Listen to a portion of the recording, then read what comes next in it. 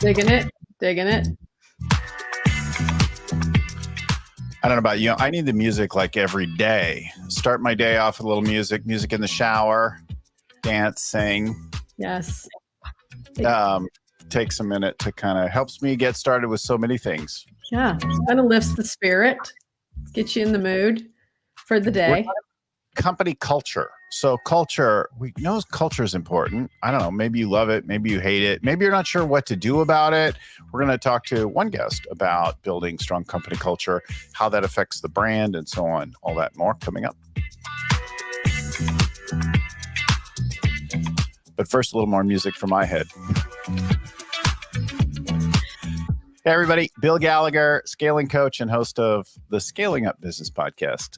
Come to you every week with a guest, a topic, a conversation about growing and scaling your company. How do you go from a handful of people, maybe a couple dozen, maybe 4 or 5, maybe 50 to thousands, and still have the company? So whether you go to hundreds or thousands, like in growing your business and having a bigger impact in the world, how do you create a company that you're still proud of, that you still love, that doesn't kill you in the process or harsh your buzz?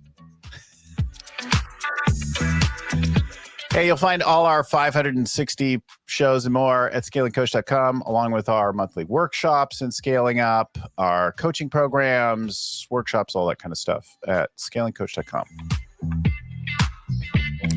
All right, listen, I'm joined now by Pam Nemec in Texas, halfway between San Antonio and Austin. Yeah, and she loves the world of culture, HR, brand, all that, and kind of build a career, in particular, a huge amount of experience at a company known as Whataburger, which, you know, depending on if you're from Texas, you know exactly what we're talking about. But if you're not, it's very popular, and not just in Texas, but around, just not so much in California where I am. And anyway, Pam, welcome to the show. Thank you, Bill. Good to be here. Appreciate the invitation. Yeah. So Pam continued and now does work in culture and branding and stuff like that with firms, you know, post Whataburger. And so we're going to talk to you about what you learned and the kind of work you do and the stories you have to share. As always, we love your stories. So let's start with your story. First of all, like, how do you get that start? How do you end up with the family helping to grow the company like that? Yeah, you know, it's funny because I, you know, like you probably grew up on In-N-Out. I grew up on Whataburger. In fact, I have a picture from my high school graduation class. We hung out at the Whataburger in Portland, Texas, where I was raised, which is a tiny little town right outside of Corpus Christi. We hung out at the Whataburger so much that for our senior picture, we pulled up all of our old cars and trucks and put our entire senior class in front of the Whataburger. So it was a brand that I loved, that I grew up on, and that I knew. And so it was very, I guess, serendipitous that years later, when I was about 32 years old, I ended up working for the company and got a job there as a marketing manager. Mm-hmm. And I was tickled to death because I knew the brand, I loved it, and I was raised on it. And so I started there in 2001, and I left at the end of 2021. And I was, like I said, I started as a marketing manager. I ended up leaving as the senior vice president of HR, brand communications, and culture. But for 18 years of that time. Wait, senior vice president of HR, brand communications, and culture. Yeah, all three things. All those yeah, it was interesting. So for 18 years, I was largely in charge of all the communications for the company. So both employee and customer. Mm-hmm. And so it was a blend in a way of like marketing and communication. And how do you take your culture and really share it inside your organization? But then learning how to share it outside the organization was really the fun part. And then I guess it was about, it was right before the sale of the company. And I was summoned to a meeting at a local Whataburger, and I was asked if I would be interested in taking on HR.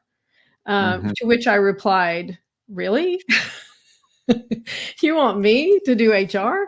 And they said, "Yes, because you care a lot about people, and we think you're the right person." And so the lady who had been there for years and was awesome at her job had decided to move on with the family onto what they were doing. And so I stepped in and took on HR and continued to run all the communication for the company as well as HR. So that was just an interesting experience, doing recruiting and training and all of the normal HR roles that you play. So it was interesting. I learned a lot. And like I said, in 2021, it was about 2 years after the sale of the company, I decided to move on and thought, I've had a lot of experience, not just with Whataburger, but with the organizations that I worked with before Whataburger. And, maybe I can help some other people create cultures that really connect with their employees, but also connect with their customer. Because I've found that when you do that, it really starts to drive performance in a way that is nothing else can.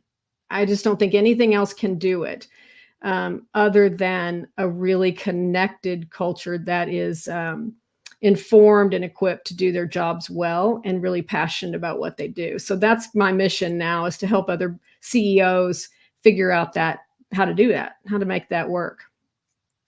As you start sharing your story in the beginning, I think about, you're like, oh, maybe love it. Actually, I didn't grow up with In-N-Out Burger. Even though I'm originally from California, I lived a lot of different places. And the two brands for me, and what stands out, are Jack in the Box, right? And which actually was a terrible brand. But as a kid, the drive-through with the clown was like awesome. Like, oh, we're going, there's a clown, and I'm going to get a burger in a minute, or whatever we got. Yeah. And so that was the first one. The second one was really about availability, although it had every opportunity to screw it up, but it was A&W root beer, right? So A&W brands had their store, not just the root beer, but then the restaurants. And that was the one that was where we lived. And it was really great because they had like a mini float. It was like free for kids there. Yeah, I remember these. So we'd take my little brother, and who was at the right age and height, and it would be like, oh, Tom needs one. And so give Tom this mini float, and then Tom, go get another one, because we need more of those mini floats around here. Right. And so, I mean, it's total like kid scam.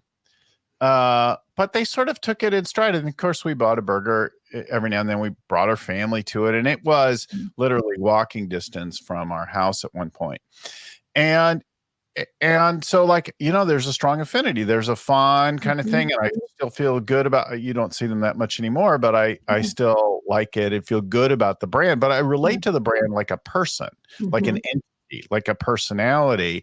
And it's positive in my mind. Now, they had every opportunity, like if they were harsh to us or whatever, if we hated on them, we might have egged the shop or something like that. But yeah, I hear you. Well, we got kicked out probably a few times with the Whataburger for making too much noise, after going to a dance or coming back for the company's 24/7. So we would come back in from a dance that was way too far away from our homes. Our parents probably hated us doing that, but we would drive out to these dances, and then we would come home. The Whataburger would still be open. So then we would all gather again after midnight and have breakfast tacos, what they call taquitos.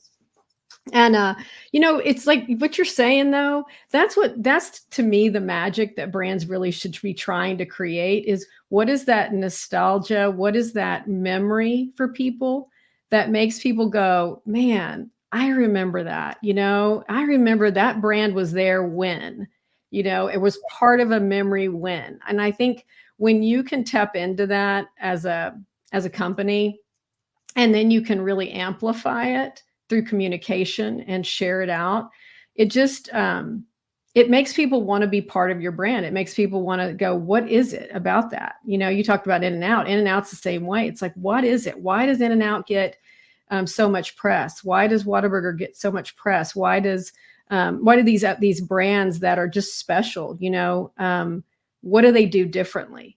And I think that's the brands that really tend to really flourish, is the people who have figured it out, who are doing things differently, who are not afraid to show that they care, and connect at a deeper level with customers and with employees, right? I think those that are too focused on money, growth, all the things, can lose sight of that. And in reality, those are the things that will grow you and sustain you and scale you in the long term. So that's what I learned, and that's what I loved about my role when I was with Whataburger, and my role now in helping other brands, bring that to life. Tell us about the founding family of Whataburger, what they were trying to accomplish, how that culture then went like from inside to outside the company. Because I think we think of culture as being inside more, and we think of brand being outside. Yeah. Talk about what the family were like and what they promoted, and like how that felt. Yeah, I think, I was really fortunate. Like I said, for 18 years, it was a family-owned operation. And I was close to, I got to work with the family. I met the matriarch of the family before she passed away. And what I loved about, especially Tom, who was in the office every day, they were so humble and kind and caring, and so it was just like you were getting to represent a company and a family that you believed in. And so that alone gives purpose to the work, right? Were they, of course, trying to stay profitable and make money? Sure, because every company has to do that. But they also really cared. I used to tell people all the time, and that I was like, I have never, and at the time, 15 years, 16 years, I would say this all the time, been asked to do something that I didn't want to do, didn't agree with, right? And I don't know that many people who have been with a company as long as I had been can say that. And then we would have conversations sometimes and I would talk a lot with the CEO because he was my supervisor or my boss. And he would offer like, hey, what if we did this? And what if we did that? What was great about him, speaking to all the CEOs out there, the thing I loved most about working with the CEO that I got to work with for those years was he listened. He didn't just demand that I do it the way he said it, because maybe he had an idea and it wasn't a bad idea, but maybe through conversation, we could get to a better place.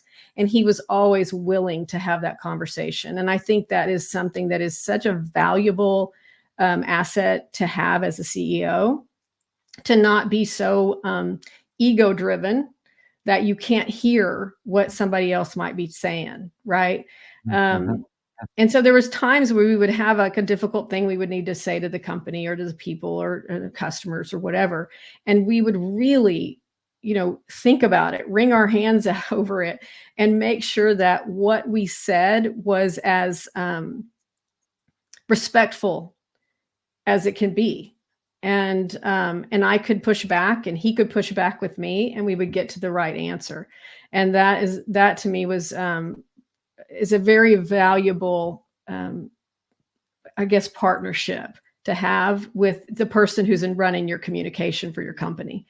You have to have somebody there that's really going to push back and not just say, yeah, sure, whatever you say, boss. Are there any of those like difficult conversations that you can recall where you had to deal with something and how you went through that? Oh boy. There's probably a lot.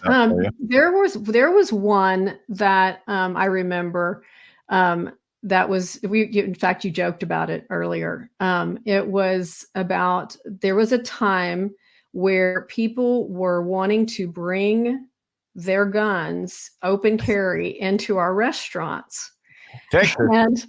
And we were just like, okay, this was when school shootings were happening, so on and so forth. And we just were like, look, in our customer base was all, not all for it, but there were people out there that would have definitely said, yes, protect protect our rights, and so on.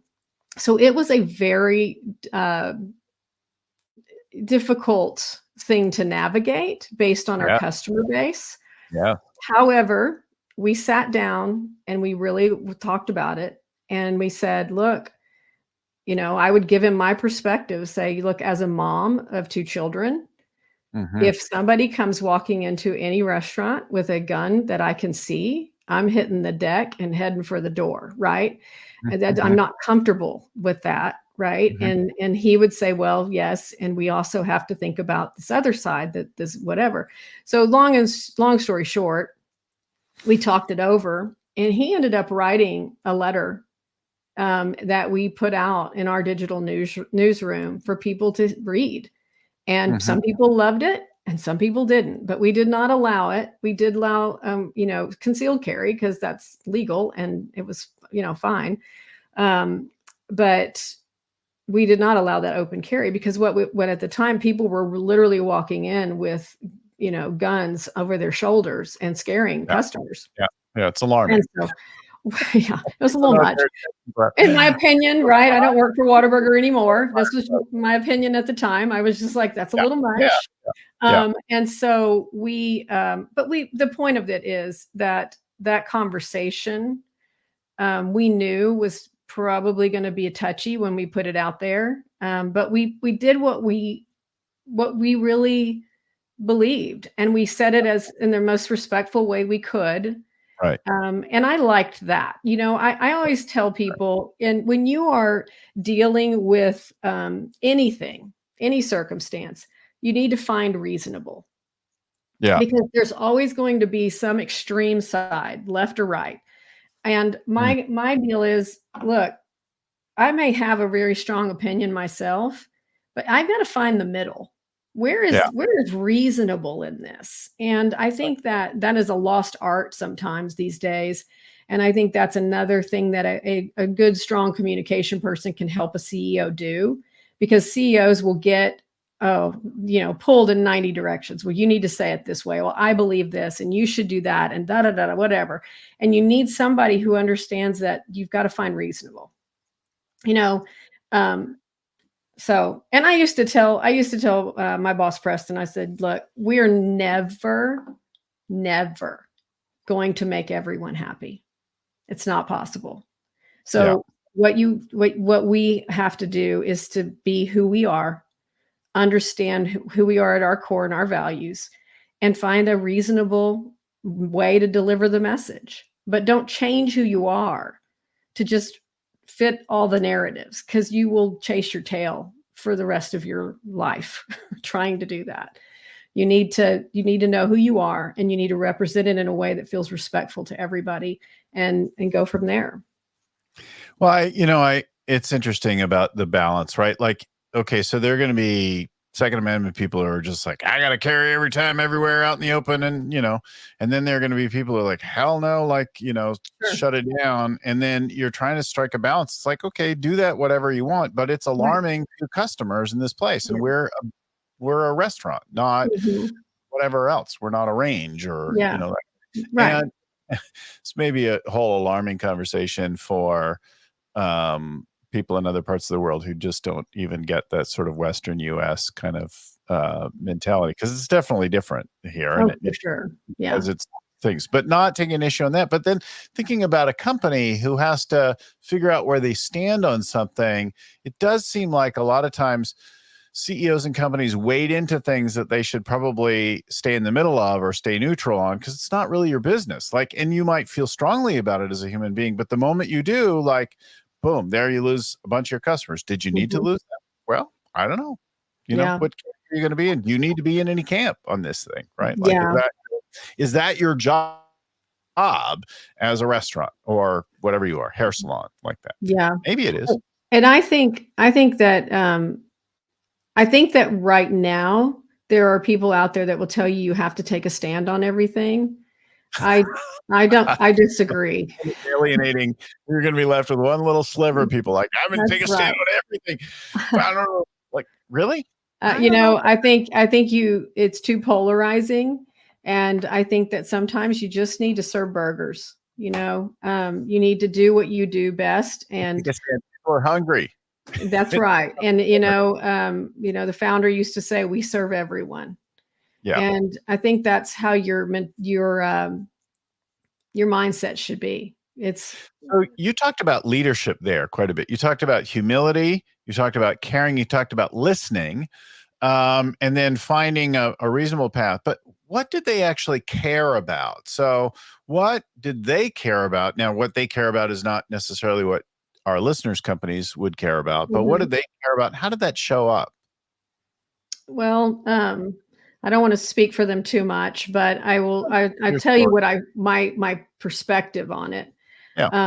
They cared deeply about supporting the community at a very local level, which was a little different because a lot of big companies go national organizations to support, but in their case, they really wanted to stay local. They wanted people to feel like they knew each of the communities that where restaurants were. They cared deeply about family, and they cared deeply about being fair to the employees, and being good to the customers. And that came in a whole lot of different forms. But, there were times because of that belief system, it permeated in the company. And in the seat that I held for years, which was that communication piece, and I ran social media, public relations, community relations, all the fun stuff. And I got to write the leadership and communication messages and handle the meetings and events for the company and, conventions and all of that. So I did get a nice view of who they were. And they were just good people, right? They were good people. And so, I saw that because they cared about those things, we were able to live them out within the organization. And in lots of fun ways. And I'll tell you one story. We did, these are fun things that we did. And this was over time, we developed this whole way of working, but through social media, we would see all kinds of trends, of course, that were going on. In one case, the kids in high school, obviously they do these things. I don't know if you've ever heard of them. They call promposals. And it is where it's a made up term. Like there's a lot of those right now, but this was called a promposal. And what would happen is the boys would have to get really creative with how they were going to ask their date to the prom. And what we saw is just naturally people were using our brand to invite their date to the prom through delivering a burger or making a sign with the orange and white stripes on it. And they were kind of already using it. So we said, what if we created a contest to say, if you do this for our brand and you do it the best, we are going to not only, shout your praises from our social media channels, which all the kids would love, but we're also going to host you at a restaurant wherever you're from in a bougie environment, because we were going to make it bougie. Whataburger and bougie. I don't think of those two together. But. And we did it. You should have seen it. It was fantastic. And we had a limo. We paid for their boutonniere and flowers, and we just covered the night, right? And so we had a winner. We had all these kids that were using Whataburger to actually, get their date to get them to the prom. But then we had this really incredible event that followed. And like I said, we made the restaurant bougie and created a whole environment. We had my social media team at the time, God bless Scott. He dressed up in a white suit with an orange bow tie. He had white gloves. He carried out chicken nuggets on a tray and burgers on a tray and served them. He had this, we had a designer come in and create a space that was really nice. And the kids absolutely loved it. Right. And I always say this to people. I'm like, did we have to go that far? No, we didn't. We could have just said, yay, you won. And here's some coupons. Enjoy the night. And I just think, what a missed opportunity. Don't do that. experience when you do that. You've done Yeah. something, touched something, but you haven't created anything memorable. You haven't gone above and beyond. You haven't leaned into anything, right? Yeah. Yeah. And so that was so fun to me. And like I said, had the family not been, they loved that kind of stuff, right? Yeah. You're like, Yeah. go for it. Do it. Well, here are Awesome. two things. Like one is you notice something already happening. And then instead of trying to control it or constrain it, you lean into it, you celebrate Mhm. it, you enhance it, and then you bring a whole lot of like look and feel to the thing. You create an experience around something, a Yeah. memory, right? And you stand out. And then you jump onto what else is already out there and you both rise together. That's right. And then, the media picks it up. You've Yeah. got photos for days. The kids are sharing it everywhere. And I Yeah. guarantee you that was, I don't know, probably 10 years ago, maybe less. Yeah. And I guarantee you those kids will never forget that whole Yeah. time. That was a really fun experience for them. And there was just, I could go on and on. There's so many like that, but we just never went send some coupons. We were like, we're going to do more than send coupons. And Yeah. that connection was really, really fun. And like I said, if you have an ownership team or a family that's like backs that kind of that kind of extra step up and encourages it, then it Yeah. starts to happen more and more because people know it'll be celebrated. And that's Yeah. how culture is built, in my opinion. You demonstrate it. You don't just yammer on about it. It's interesting about like leaning into stuff. And this is a really early lesson or experience that I had. I started part of Sprint's business years ago. Mm, And then I grew it and led it for a while to some size. But it was a really important, really profitable part of the business. And I didn't have direct control over almost anybody. So I had thousands and thousands of employees that I needed to influence to mm, drive this really important, profitable piece of the business, and that I was responsible for. And I'm like, how do I get people to do that? And at one point, we're going to introduce a new product. We called them. They were like features or function things, right? So we're going to introduce this new product, and so we were like, well, we already have some thoughts about it. Why don't we have an employee naming contest? mhm. And so we invited employee naming in, but instead of just saying like you get to name the product, then we're going to shout you out and give you a gift certificate or something like that, right? We Right. said, listen, we're going to have this contest. We're going to name it. We're going to do a drawing. We're going to do, and so we worked through it, and we put some language in to make sure that it wasn't like an employee not in good standing or something like that. Yes. There's always But those if things. you win the contest, we're Yeah. going to send you and a friend or family to Paris. And Mm. you are going to go to Paris and you're going to help us test this new product. Oh, I love it. And so that was really good. And people jumped in, right? Like, I'm going to Sure. get a trip to France, right? Yeah. So, and this is going out to like, call center people, operators, customer service, telemarketing people that, they don't make a ton of money. Most of them haven't left the country ever, besides Mexico, maybe. So we did the contest, and then we picked a winner, and it was great. But then we flew in. As I recall, it was Dallas, Mm. the winner, and we flew into Dallas, and we hired an actor and a musician to play the part of like a French accordion player and a French actor, Oh and we my brought a gosh.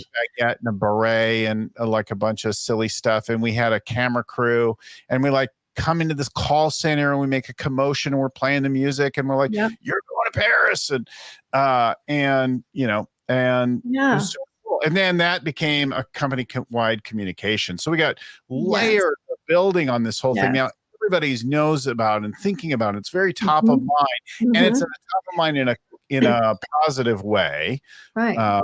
for the employee, Right. And then the other employees see that and they go, okay, one, how cool. I love this company that I work for. And the second thing they think is, how can I be part of that? Right. And so it just adds to the whole environment, and it makes people want to be part of your culture, because to me, culture is, I mean, it's, everybody thinks, oh, I'm going to give people more perks, or I'm going to pay them more, I'm going to do these things. And I'm not saying you don't need to do those things or focus on it, but it's about more than that. And to me, it's about creating communication and connection within your organization. And it's not just the events, it's also in the mundane, there was a friend of mine that I was talking to about culture one time, and she said, I used to work for the worst, best culture ever. And I laughed. So what do you mean? And she went into it, and she said every afternoon they would come rolling around with their beer cart, or they'd be telling us to come down and meet for a party or an event in the break room, that sort of thing. And she goes, and all I could think was, I don't want to hang out with the people that they're asking me to go down there and hang out with, because all through the week there had been confusion, chaos, lack of communication, disrespect, no collaboration. And so if you don't have that foundational communication that is respectful, if people don't feel equipped to do a good job in their role, if they don't feel like they had a heads up that something was rolling out that just, broke 10 of the things that they do, that's going to frustrate people. And so there's no amount of perks and parties is going to cover that up. And so, my deal is, yes, do all the fun, cool things. That's fine. But you better cover the basics in how you communicate, how you collaborate, how do you, reward people, how do you recognize all the things that you talk about on your podcast. I mean, how are you doing that? Right. There's a phrase for that phenomenon. I think you may have heard it before: icing on a mud pie, right? Like, yeah. Okay, everything sucks around here, but we're going to put some fun things on top of it, and whatever. And then you're like, I hate all these people. But if you come in and go, please come down. We just want to acknowledge it's been really stressful around here, and we're fraying at each other's nerves. And so let's take a minute just to acknowledge how it's been for you. And if there's something that you'd like to apologize to, take a minute and do that. And then we'll do that for a minute. Now let's have a beer. Now, we've done it. We've addressed the mud pie. Right. Icing on top of it. Yeah. Nobody's going to eat the mud pie, even if it has icing. Right. So I agree with you 100%. You've got to address the real problems in the company. And there's so many companies that I hear about, and some that I've worked with that are, it's chaotic. The right hand doesn't know what the left hand's doing. Nobody's talking. They might be talking within their own team, but they're not talking cross-functionally. And talking with the CEO yesterday, and it's very clear to the CEO the business they're in, what they're up to, what's important, why things are the way they are. It's not clear to the rest of the team, though. I'm like, it lives in your head. It's very clear. You've got to do a lot more talking. Absolutely. And what they are thinking about and what it's like for them. Right. Yeah. And a lot of times the companies spend a lot of time communicating at that top level.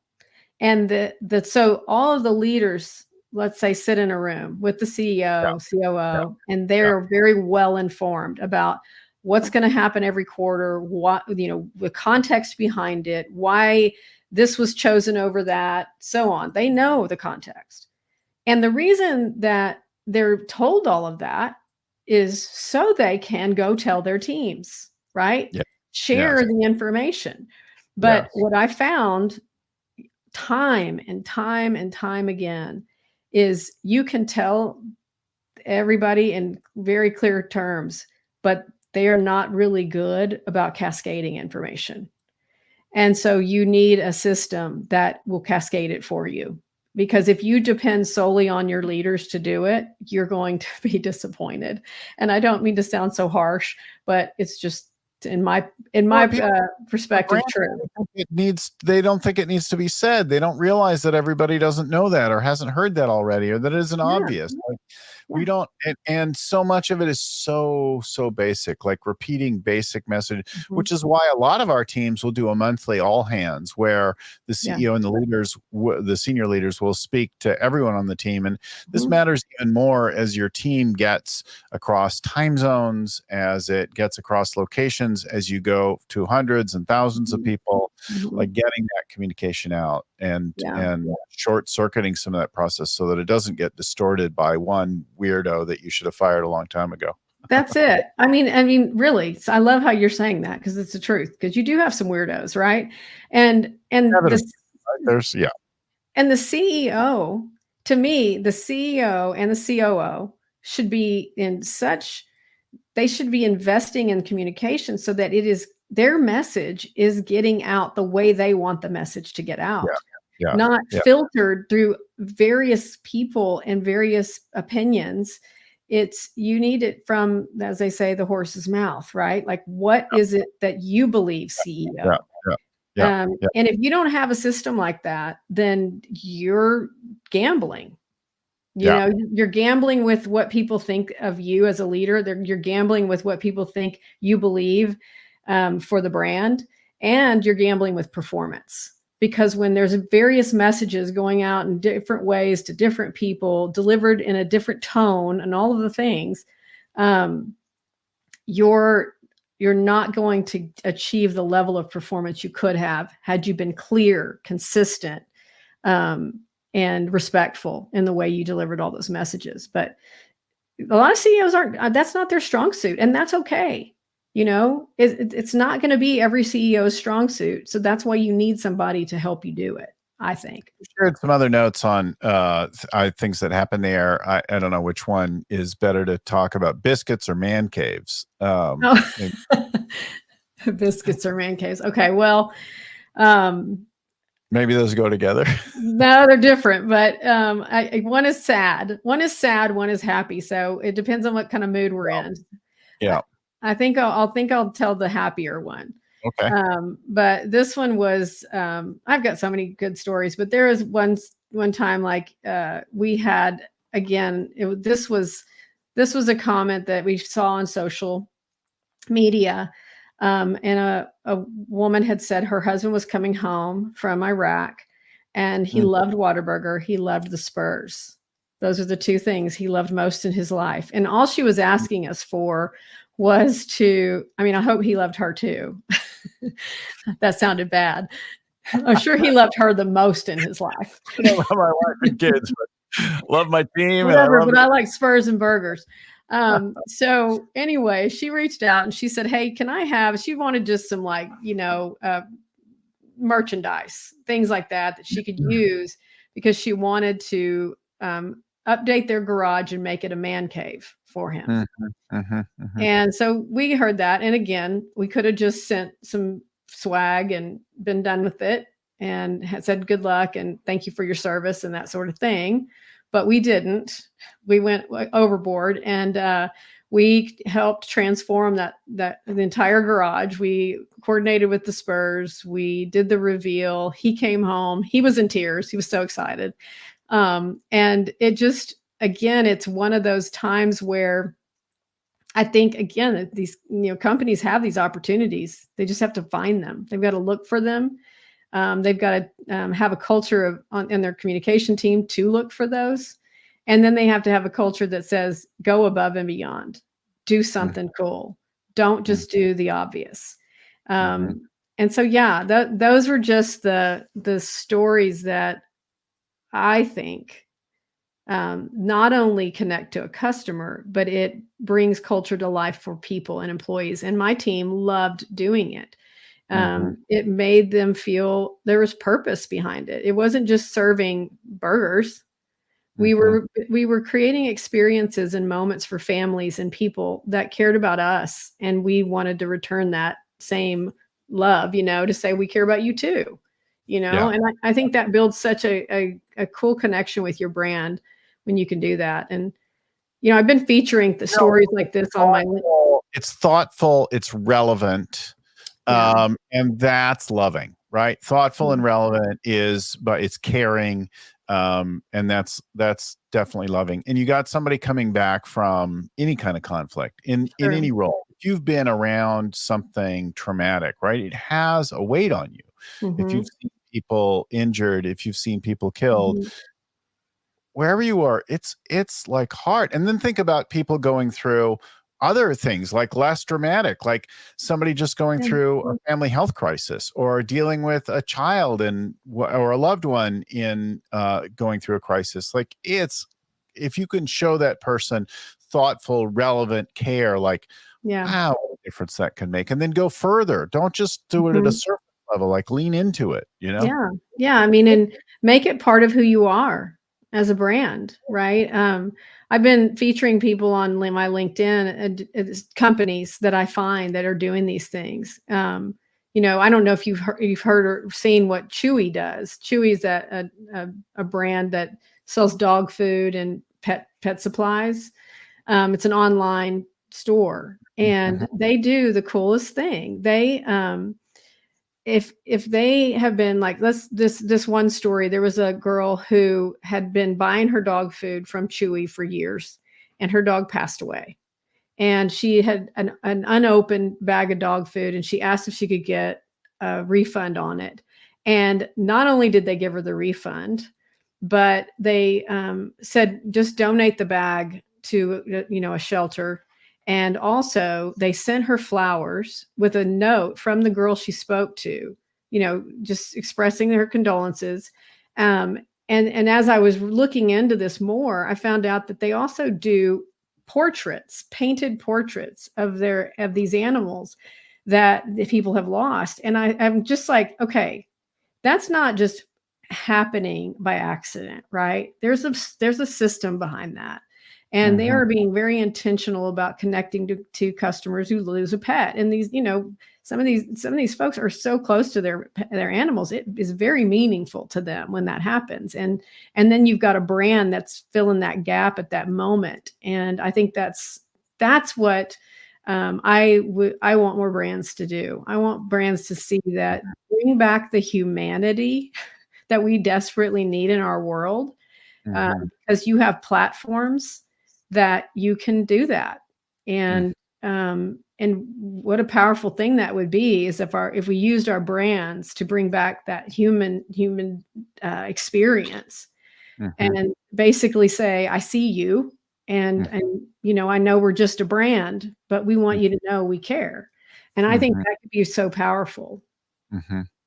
Yeah, you have one more story I'd like to ask you about before we close. Before we do that, let me just remind listeners and viewers that scalingcoach.com is our website, and we have there not only all these 560 plus shows, the whole back catalog on everything to do with your people, strategy, execution, cash. We have downloads, things like that. We have a little mini course for free there about what are the stages that companies go through as they scale, and where are you at, and what moves do you need to do to move to the next stage, that we've distilled from working with thousands of companies over the years. So that free mini course there on the stages of scaling and the secrets of the companies that scale big.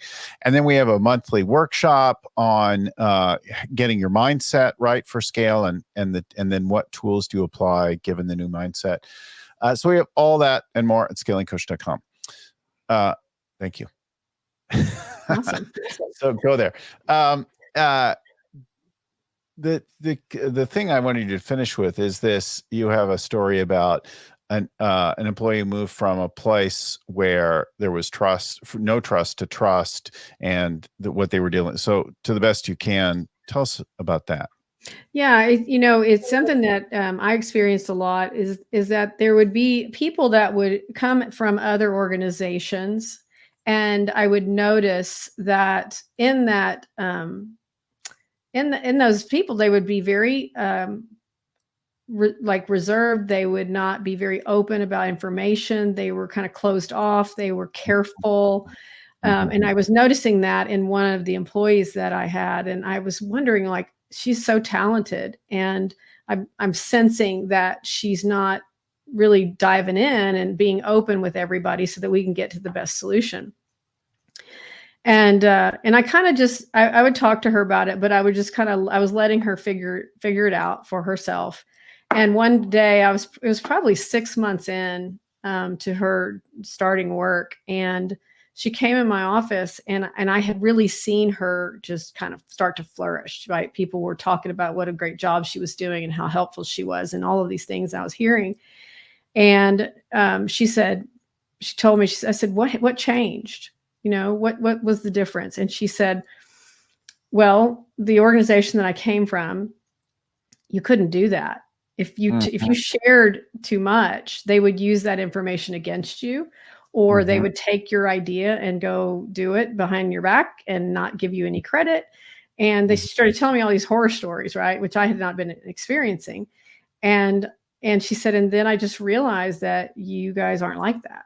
It's really a team here, and people really do like each other, and people treat each other with respect, and y'all actually really work together. And it was so interesting to me as a person who'd been in the organization so long, because I was like, well, what does everybody else do?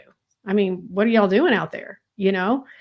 And so it was just it was kind of a moment for me to realize that just because my experience had been so positive was not that does not mean every other company out there is doing it that way. And I just saw that power in creating a true team, not the stuff you put on a poster, but like real teamwork, right? And the power that can have in your performance, and also in just the overall morale of the organization. Because just in that one individual, I saw her performance just exponentially increase once she realized she could let her guard down. And I think you have to have that room, that carrying that trust. Like, if you don't care, and if you don't create an environment of trust, if you don't give trust, you won't get trust. Like, and whatever culture you're trying to build, it's comprised of human beings. And if you're not in their world beyond just what they do, 9 to 5 or whatever your working hours are, and you don't really have that human being. You're relating to them as like a gear in a machine, right? That's like right. not a whole person who brings all their family with them to work, and all their work with them back to their family, and back and forth every day, is carrying that in the background, whatever it is, right? And I had so many times that I had been through a tough divorce years before. And, you go through things like that, and you never know when you're going to need to use it again, right? Like, those experiences, you're asking yourself, why am I going through this? What happened? All of that. And then think life comes full circle, because I had many women that would come to me because they knew that I'd been through that. And they would come to me either in my department or people in the company, and just go, can you help me? And I think that's the other piece of leadership, is that being vulnerable enough to say, I'm not proud of this, but it happened to me, and here's what I did to get through it. And then that is a connection with other people one day, that sometimes they need you've been there. How did you get through that? What did you do? And I think that's another component of leadership, is not thinking, this is a Texas term, but I was like, don't ever get too big for your britches and think that you have it all figured out, because life will humble you very quickly. Right. And so I just think having humility in leadership, and being able to admit your mistakes and be open about those, will actually bring more people to you versus less. People don't want to hang out with the person who thinks they've got it all figured out. Those people are annoying, right? We want to hang out with the people that have messed up like us, and are willing to say, yeah, I don't have it all figured out, but I know some things, I know some things, and I can help you with that part. The older and more experienced I get, the more humbled I am by how little I actually know, and how much more there is left to learn. And just when I start to think, well, I kind of got something figured out, then something happens and smacks me upside the head, and I'm like, life I know. is not. I tell my now husband often, I'm good at other things. Like, there's certain things I'm not good at, but I'm good at other things. And that's okay. Powerful thing to know as a leader in a team. There are things you're good at and things you're not. And it's really powerful to embrace both, and be straight with yourself and with the people around you. Look, if you put me in charge of the operation of your company, we're going to fail. I'm not a good operator executor. I'm really great at the strategy. I'm really great at evangelizing things. I'm really great at some human side of things, and the concept and the persuasion, but the strategy side, or even keeping the team together, the social thing, I'm way too much of an introvert for that. I know that about myself, and I'm not trying to pretend differently anymore, right? That's it. Oh, Pat Nemec. PatNemec.com is her website. Check it out. We'll put it there on the screen. We'll put it in the show notes for you as well if you want to know more about her company and her work in this. If this resonated with you and you're like, oh, I should have a conversation with her and upgrade my company culture and the way our brand shows up in the world, starts inside and then moves outside. PamNemec.com. Thanks again, everyone, for watching, for listening. Thanks again to my friend and mentor, Vern Harnish, who created the whole Scaling Up framework. To the folks at StoryOn, Cameron, Christelle, Seth, the team who get our show ready in before and after every week, and out to all of you. Thanks to the folks at StoryOn. Thanks again for watching, for listening. Until next time, keep scaling.